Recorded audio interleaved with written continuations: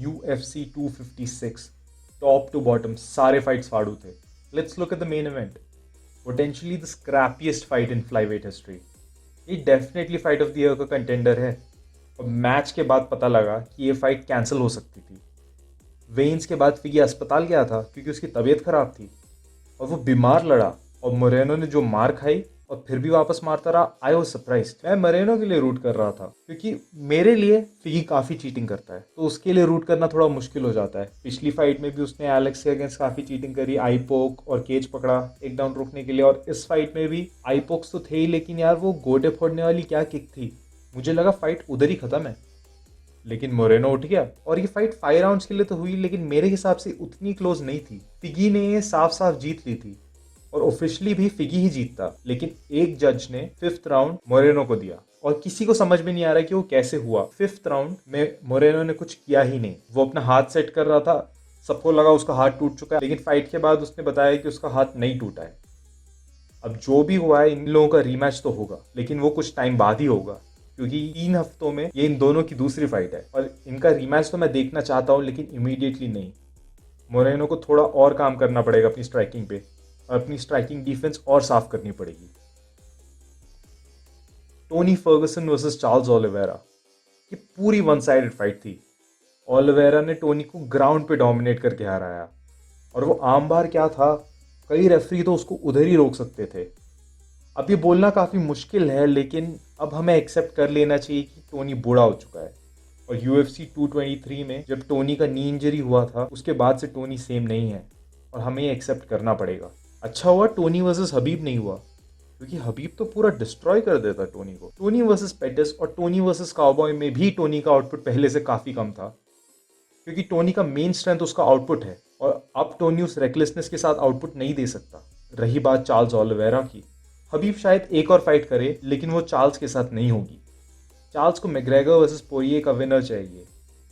अगर पोरिये जीता तो वो फाइट होने के ज़्यादा चांसेस है, लेकिन अगर मैग्रेगर जीता तो उसकी और चार्ल्स की फाइट कभी नहीं होगी.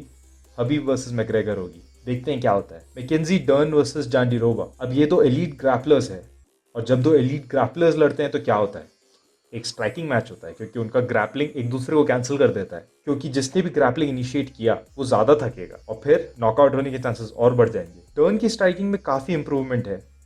जांडिरोबा की स्ट्राइकिंग उतनी फ्लूइड नहीं है, और ऑल्दो वो भी एक ग्रैपलर है, उसको अपनी ग्रैपलिंग पे भरोसा नहीं था, क्योंकि डर्न तो लड़ने को तैयार थी ग्राउंड पे, लेकिन जांडिरोबा नहीं. डर्न काफ़ी इंप्रूव कर रही है. अब वेट कट्स में भी डिसिप्लिन रहती है, वेट लिमिट्स मिस नहीं कर रही, और स्ट्राइकिंग भी काफ़ी रैपिडली इंप्रूव हो रहा है. And she is tough. जब वो नी उसकी नाक पे पड़ी और उसका खून बह रहा था, मुझे लगा कि वो हार मान लेगी, और बहुत लोग हार मान लेते, लेकिन डर्न ने हार नहीं मानी. वो वापस आई और राउंड जीती. So only good things ahead for her. Kevin Holland versus Jacare Souza. यार केविन हॉलैंड ना मुझे बहुत जॉन जोन्स वाली वाइब देता है. अगर जॉन जोन्स ओपनली एक विलन होता ना, तो ऐसा होता. मुझे लगा था कि केविन ये हार जाएगा, क्योंकि केविन ग्राउंड से दूर नहीं रह सकता. हाँ, स्ट्राइकिंग मैच तो केविन शायद जीत जाता, लेकिन जाकरे केविन को ग्राउंड पे ले जाने की कोशिश करता और केविन उसको मना नहीं करता.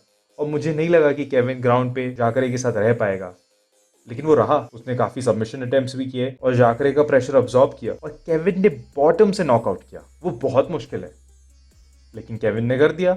और केविन को पूरा विश्वास था कि वो नीचे से भी नॉकआउट कर सकता है, और उसने उसी विश्वास के साथ पंच किया. क्योंकि कई बार जो लोग बॉटम पे रहते हैं वो लोग इंटेंशनली पंच नहीं करते, वो लोग सिर्फ उठने के लिए हाथ हिलाते हैं. लेकिन केविन ने हाथ पूरा पीछे घुमा के जो हुक घुमाया, केविन का पूरा इंटेंशन नॉकआउट करने का था, और वही हुआ. Kevin proved everyone wrong. और केविन का गूदा तो देखो. अब उसको हामजाद से लड़ना है 1 हफ्ते में. वो तो नहीं हो पाएगा, लेकिन केविन तैयार था.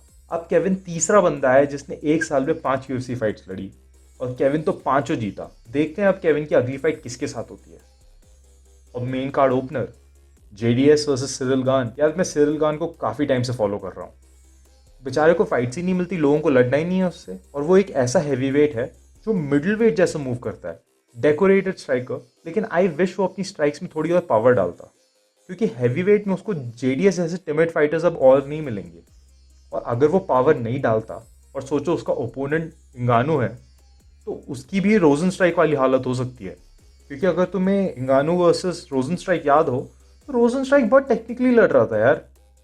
मतलब वो 20 सेकंड के लिए जो फाइट हुई, वो काफ़ी टेक्निकली लड़ने की कोशिश कर रहा था. और इंगानो ने सब कुछ अब्जॉर्ब किया और बस हथौड़ा घुमा दिया उसके सर पे। हाँ, इस फाइट की एंड थोड़ी कंट्रोवर्शियल थी जब जेडीएस ने बोला कि वो नॉकआउट लीगल नहीं है, उसके सर के पीछे मार पड़ी थी। लेकिन मैं तुम्हें ये बताना चाहता हूँ कि वो बिल्कुल लीगल स्ट्राइक है। बैक ऑफ द हेड तभी फाउल होता है जब फाइटर ग्राउंड पे हो। अगर खड़ा है तो सामने देखना पड़ेगा। अगर तुमने पीठ दिखाई और फिर किसी ने तुम्हारे पीछे मारा तो वो लीगल होता है। और जेडीएस लड़ना नहीं चाहता था, जेडीएस ने पीठ दिखा दी और तब उसको एल्बो सर के पीछे, तो वो फाइट लीगल है। And this was a great performance by Cyril Gane. ये सारी फाइट्स बहुत अच्छी थी, amazing card to end the year with. इस साल के सारे पेपर व्यू खत्म हो चुके हैं और इस साल एक भी चैंपियन ने अपना टाइटल लूज नहीं किया। अब सिर्फ नेक्स्ट वीक का कार्ड बचा है और फिर उसके एक महीने बाद McGregor versus Poirier. Good fights ahead. Until next time.